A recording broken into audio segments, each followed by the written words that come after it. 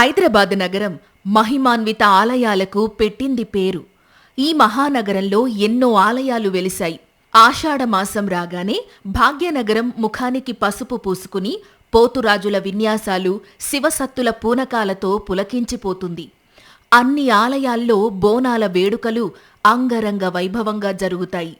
ఒక్కో ఆదివారం ఒక్కో ఆలయంలో బోనాల ఉత్సవాలు జరుగుతాయి. ఈ వేడుకలు బల్కంపేట అమ్మవారి ఆలయంలోనూ కన్నుల పండువగా జరుగుతాయి.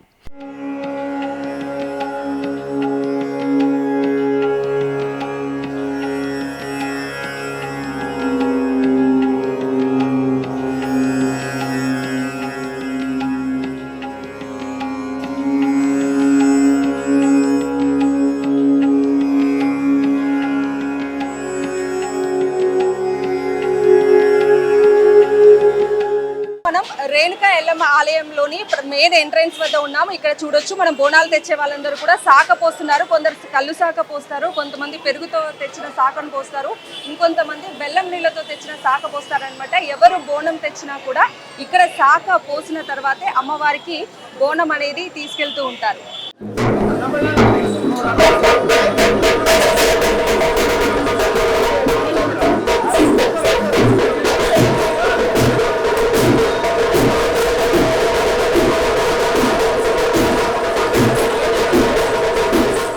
ఆషాఢమాసం అంటేనే అమ్మవారికి అత్యంత ప్రీతికరమైన మాసం. ఈ మాసంలో అమ్మవారు తమ పుట్టింటికి వస్తుందని భావించి ప్రతి ఒక్కరు కూడా అమ్మవారికి చీరసారెలు, పసుపు కుంకుమలు, ఓడిబియ్యం, అలాగే బోనాలు అమ్మవారికి సమర్పిస్తూ ఉంటారు.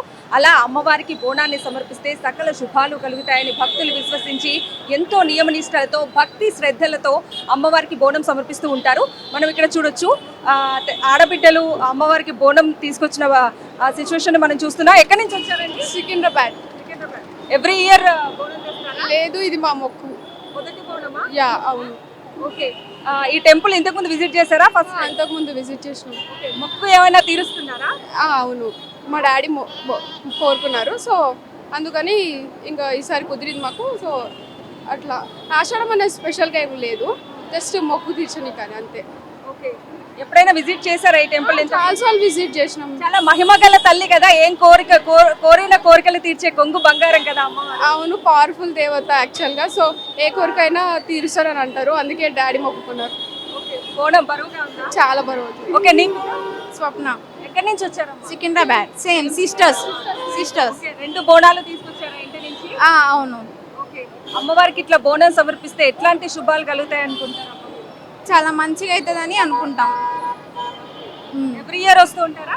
లేదు, అప్పుడప్పుడు వస్తుంటాం, విజిట్ అవుతుంటాం. అమ్మవారి లాగానే ఉన్నారు ఇద్దరు కూడా. మీ ఇద్దరికి అమ్మవారి బ్లెస్సింగ్స్ ఉండాలని మనస్ఫూర్తిగా కోరుకుంటున్నాం. థ్యాంక్ యూ అండి.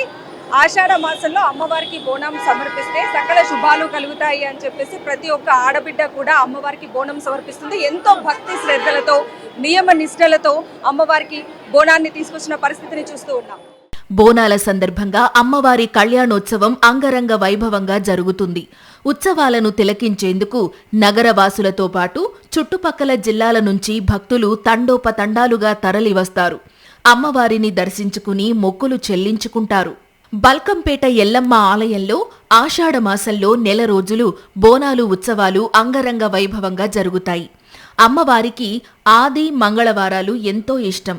ఈ రోజులలో మొక్కులు ఉన్నవారు బలులు ఇచ్చి మొక్కులు తీర్చుకుంటారు.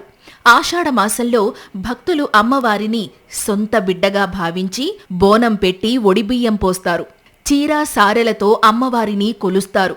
నెల రోజులు ఆలయ పరిసర ప్రాంతాలన్నీ జాతర శోభతో కళకళలాడుతాయి. మహిమ గల శ్రీ రేణుకా ఎల్లమ్మ తల్లిని దర్శించుకోవడానికి కేవలం భాగ్యనగరం నుంచే కాదు, 2 తెలుగు రాష్ట్రాలతో పాటు దేశం నలుమూలల నుంచి ఇక్కడికి భక్తులు తరలివచ్చి ఆ అమ్మవారిని దర్శించుకుంటూ ఉంటారు. ఆషాఢ మాసంలో తొలి గురువారం లేదా ఆదివారం గోల్కొండలోని జగదాంబిక అమ్మవారికి తొలి బోనం సమర్పించిన తర్వాత భాగ్యనగరంలో బోనాల సందడి అనేది షురూ అవుతుంది. అలాగే ఆషాఢ మాసంలో వచ్చే తొలి మంగళవారం బల్కంపేటలోని శ్రీ రేణుకా ఎల్లమ్మ తల్లి కళ్యాణోత్సవం చాలా వైభవంగా నిర్వహిస్తారు. కళ్యాణోత్సవం నుంచి 3 రోజుల పాటు కూడా ఈ వేడుకల్ని వైభవంగా నిర్వహిస్తూ ఉంటారు. ఈ నేపథ్యంలో కేవలం హైదరాబాద్ నుంచే కాకుండా ఆ మహిమగల రేణుకా ఎల్లమ్మ తల్లిని దర్శించుకోవటానికి తెలుగు రాష్ట్రాల నుంచి అలాగే దేశ నలుమూల నుంచి కూడా భక్తులు తరలి వస్తూ ఉంటారు. కోరిన కోరికలు తీర్చే కొంగు బంగారం ఆ రేణుకా ఎల్లమ్మ తల్లి. సో ఈ ఆషాఢ మాసంలో రేణుకా ఎల్లమ్మ తల్లిని దర్శించుకొని అమ్మ మమ్మల్ని చల్లగా చూడు తల్లి అంటూ భక్తులు ఆ అమ్మవారిని వేడుకుంటూ ఉంటారు.